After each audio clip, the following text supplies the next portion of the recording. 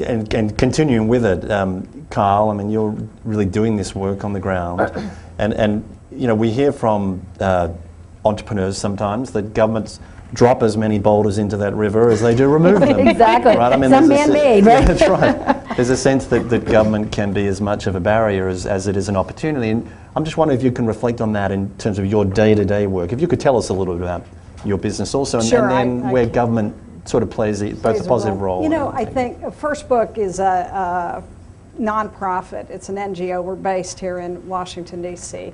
And what we are, the best way, the easiest way to describe it is we are a supply pipeline that provides the highest quality books and educational resources to preschools, after schools, Title I classrooms, basically anywhere where kids are gathered for an informal or formal educational setting. And what we're really trying to do, though, is invert the publishing industry. You know, what we recognize is that the fundamental design of the publishing industry in the U.S. and in many countries is it's based on consignment, and that messes everything up. And so First Book has stepped in to aggregate the market in the lowest third of the country. We are in Canada as well, and we're in our 21st year. We've given away about 100 million books, and we're growing by about 35% annually these days. We work with basically all the major publishers, and we're just about to spread our wings onto the global scene. So that gives you somewhat it's always dangerous to ask a social entrepreneur to describe their business. I'll have you guys canceling your dinner plans so I can drag you through the. But and I guess First Book really, honestly, I spent the early part of my career as a lawyer here in Washington, and so I had a lot of exposure to government, and from that perspective, and as I've got to say that we designed First Book outside of that system, and really strategically outside that decision, to be honest about it, because we felt that we could design an enterprise that stole the best strategies from the private sector and applied them to new models for a very old industry. And but really, to take my experience over these past years, and I was really struck by this report, and because I've sort of both been a player in the field of social enterprise, but also kind of a student of it. And I happily, I serve on the board of Ashoka, and so I've done a lot of work in the international realm with a lot of different kinds of organizations. And this was a great read, and I really want to, as a book person, I'll use a book analogy. I laughed, I cried, but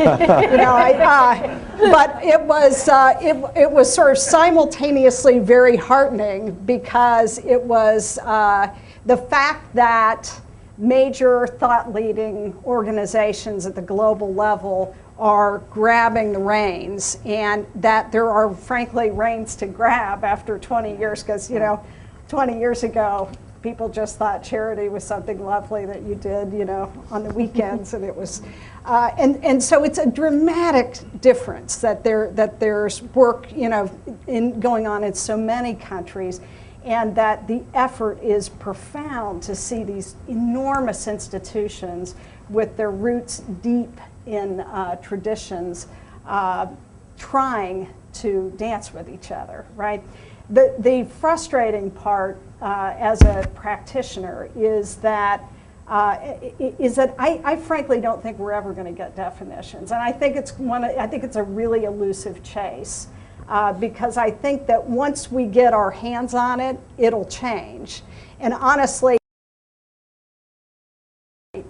because we need, I look at my own work and I think, in order to really transform publishing and what's available in classrooms to teachers, and we need, if we can't possibly imagine that we can do that without partnering with major educational institutions. It will not happen in the U.S. without the unions, in other countries without other significant governmental engagement.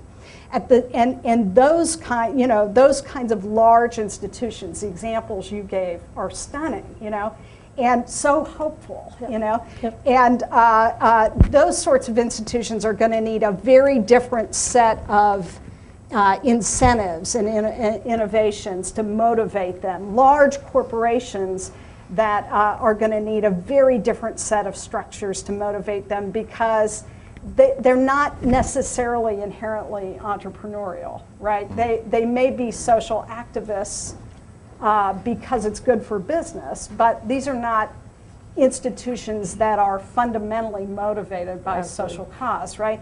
And I don't quarrel with that. I think they are who they are.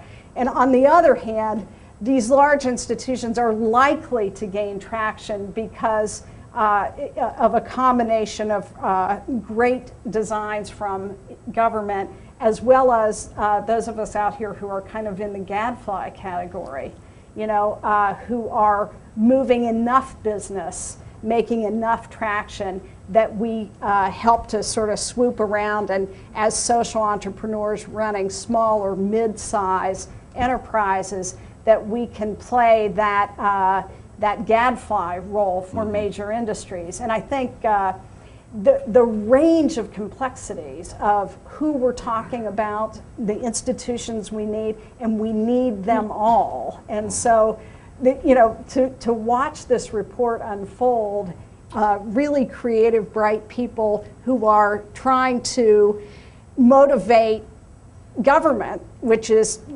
worldwide, not the fountain of innovation, right? I mean, it's not designed to be.